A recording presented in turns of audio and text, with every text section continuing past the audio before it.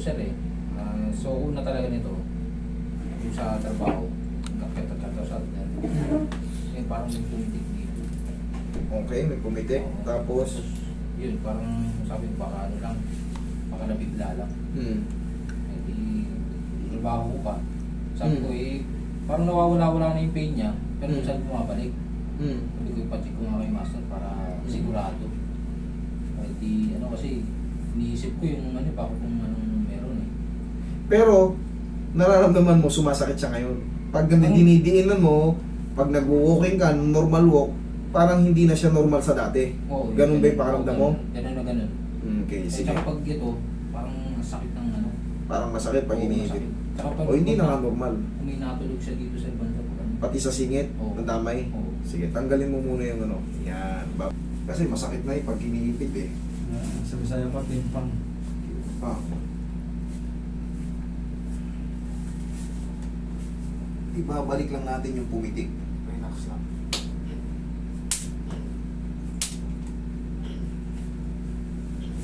Sakit din.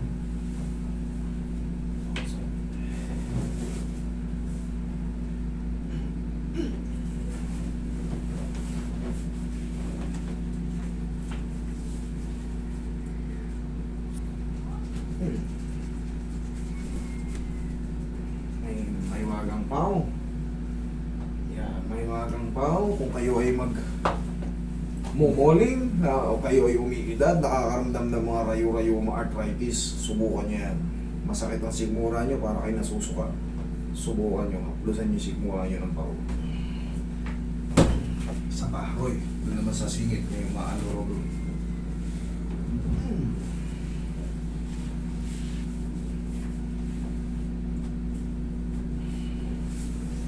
Tigasan mo to, bossing. Kung baka wala na, sipa mo. Sipa mo. Isa pa? Thank you. Okay, paulit. Ay, gang. Pao.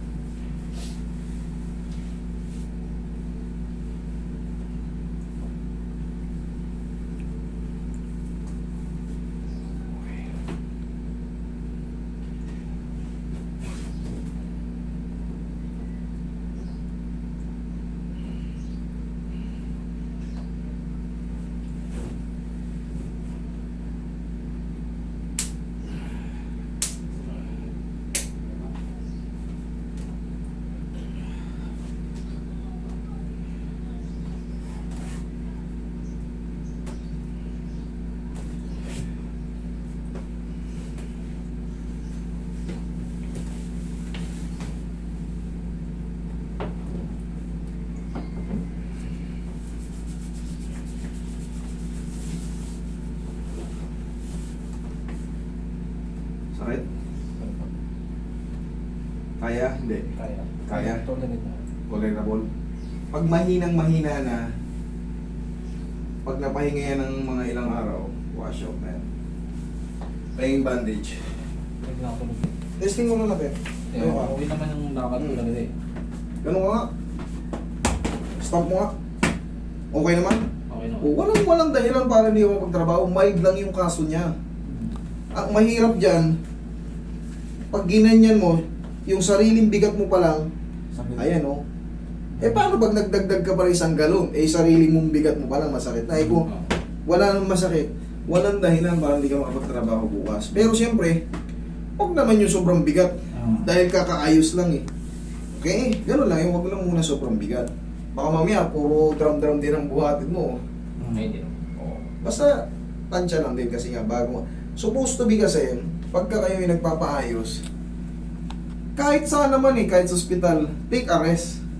Hayaan mo muna mag-heal. Hindi po pwedeng, para kang hiniwa rito, tinahi ka, sarado na yung sugat. Siyempre, pag ginalaw-galaw mo yung paligid ng tahi, masaktan ka. Ayan naman, wala naman tayong incision, wala tayong ano, pwede mo itrabaho kasi nga mild lang eh. Huwag lang muna sobrang bigat. Huwag muna sobrang puwersa eh. Okay, gano'n ka? Okay naman. Oh, medyo may sakit na ako. Konti lang. Kayang-kaya, hindi. Kaya na. Kaya naman. Okay. Gaya na sabi ko, pag konti na lang, pag napahinga pa yan, wash out na yan. Para mapanatag ka, bibigyan pa kita ng warranty. para sureball na ano, tapos wala kang babayaran sa warranty. Okay, balik ka lang dito. Kung master, meron pang konti bumalik ka dito. Wala kang babayaran. Deal. Oh. Walang problema. Ang mahalaga, maayos ko kayo. Okay? Thank you. Yun sa